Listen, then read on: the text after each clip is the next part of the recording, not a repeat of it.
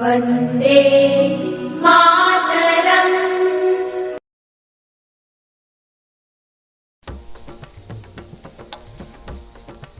आइए आज उस महा दिव्य सनातन धर्म के विषय में जानकारी प्राप्त करें जिस धर्म पर चलने से सर्वात्मा भगवान श्री हरि प्रसन्न होते हैं। ये सनातन धर्म समस्त मानव जात के लिए मंगलकारी है। धर्म उसे ही कहा जाता है जिसे धारण करने से उस व्यक्ति का ही नहीं बल्कि समस्त मानव समाज का कल्याण हो। जिस धर्म में किसी की निंदा न हो, किसी का अहित न हो, प्राणी मात्र का कल्याण हो, ऐसे विचारों को ही धर्म कहा जाता है। आइए जानते हैं सनातन धर्म के 30 लक्षण क्या हैं। सत्यम दया तप शौचम तितिक्षेक्षा शमोदम अहिंसा ब्रह्मचर्यं च त्यागः स्वाध्याय आर्जवम् संतोषः समदृक्सेवाग्राम्यो परमशनैः नृणां विपर्येक्षा मौनम् आत्मविमर्शनम् अन्याद्यादेः संविभागो भूतेभ्यस्यथार्हतः ते स्वात्मदेवता बुद्धि सुतरां नृषुपाण्डव श्रवणं कीर्तनं च स्मरणं महतां गते सेवे ज्यावनतीर्दाशं सख्य आत्मसमर्पणम् नृणामयं परो धर्म सर्वेषां समुदाहृतः त्रिंशल्लक्षणवान् राजन् सर्वात्मा येन तुष्यति। धर्मराज युधिष्ठिर के प्रश्न करने पर देवर्षि नारद ने सनातन धर्म के ये 30 लक्षण बताए हैं जिस मार्ग पर चलने से, जिस धर्म को स्वीकार करने से समस्त जीवों का कल्याण होता है। कौन से लक्षण है 30? सत्यम दया तपः शौचम, अर्थात सत्य असत्य का ज्ञान। यदि हम किसी प्राणी को पीड़ा देंगे तो पीड़ा निश्चित ही मुझे भी प्राप्त होगी। यदि हम पाप बोएंगे, पाप करेंगे तो पाप का फल अवश्य मुझे प्राप्त होगा। ये बात सत्य है। ब्रह्म सत्यम जगन मिथ्या, ब्रह्म ही संसार में सत्य है, जगत मिथ्या है। इस बात को स्वीकार करना। समस्त संसार में जितने प्राणी हैं ये समस्त प्राणी एक दिन भस्म हो जाएंगे। ये बात सत्य ही, सत्य को स्वीकार करना। यदि किसी का हम हित करते हैं तो हित प्राप्त होगा, अहित करते हैं अहित प्राप्त होगा। ये बात सत्य है। प्रेम में, मानवता में ही कल्याण है समस्त प्राणियों का। ये बात सत्य ही, सत्य को स्वीकार करना ही सत्य है। दया, समस्त प्राणियों पर दया करना, किसी का अहित न करना।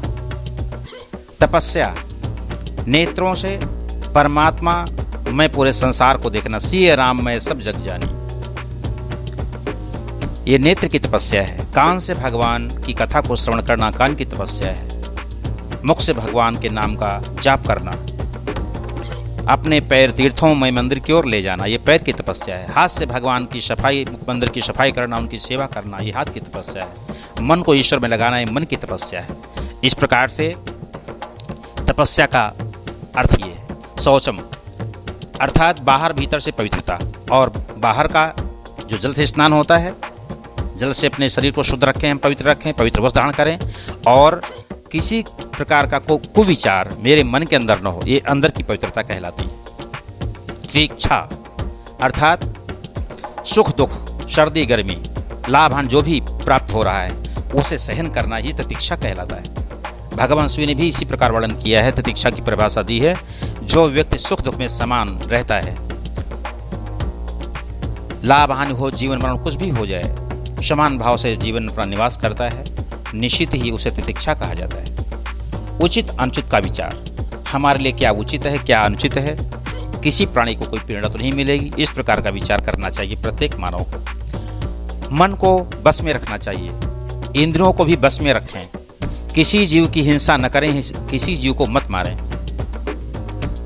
ब्रह्मचर्य समस्त इंद्रियां ब्रह्म रस का जब पान करती हैं, उस अवस्था का नाम है ब्रह्मचर्य, त्याग। जो विषय, जो भोजन, जो विचार हमारे लिए अकल्याणकारी हैं, नरक की ओर ले जाने वाले हैं, वो उनका त्याग कर देना चाहिए। स्वाध्याय अर्थात अपने धर्म शास्त्रों का अध्ययन करते रहना चाहिए। सरलता,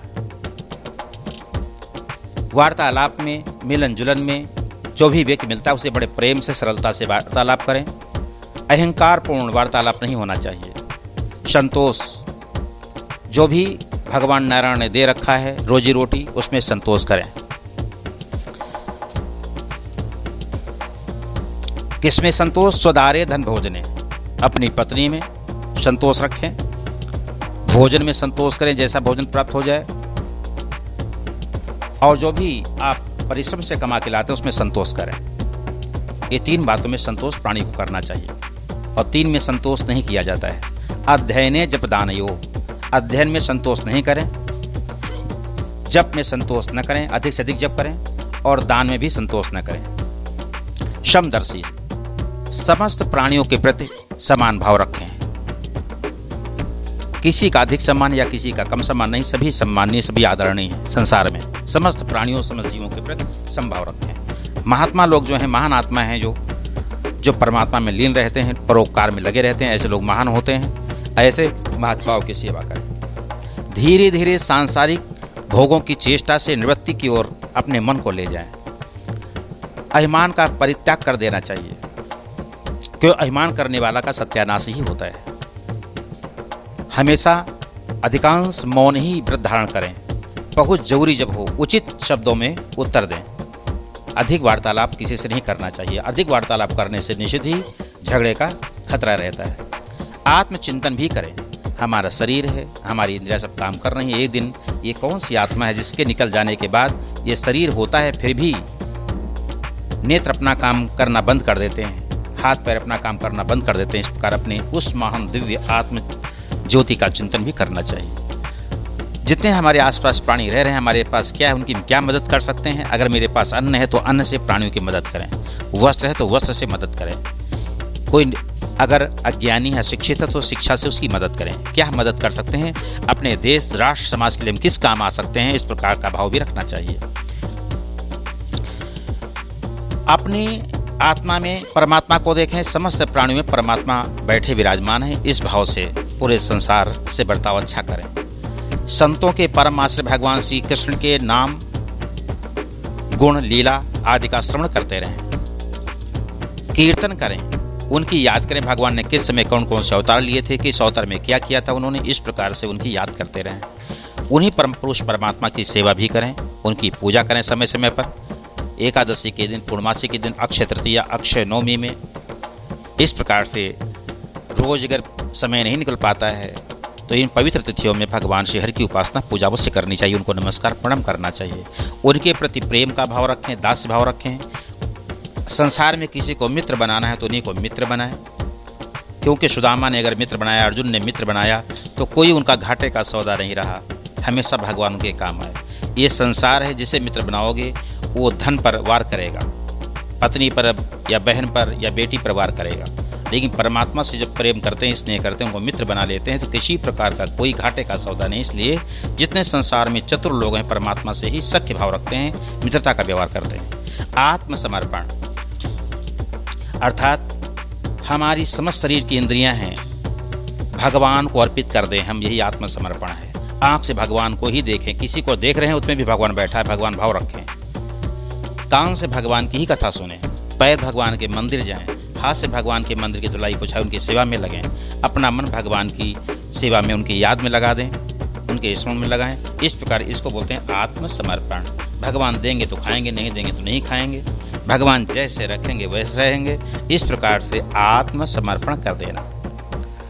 ये 30 प्रकार का जो आचरण है, समस्त मनुष्यों के लिए परम धर्म है। जितने संसार में प्राणी मनुष्य हैं, चाहे जिस देश में रहने वाले हों, उनके लिए परम कल्याणकारी है। 30 अगर गुण मानव के अंदर आ गए तो निश्चित वो मानव से महामानव बन जाता है। और सर्वात्मा भगवान श्रीहरि समस्त जो प्राणियों के हृदय में निवास करते हैं, जिससे शरीर चलता है, बोलता है, काम करता है, सर्विस विनिष्ट करता है, जिससे शरीर की गति है, शरीर का अस्तित्व है, वो परमात्मा हमेशा के लिए उससे संतुष्ट प्रसन्न हो जाता है।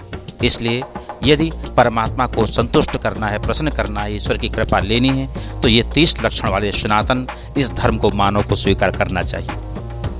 ओम शांति शांति शांति।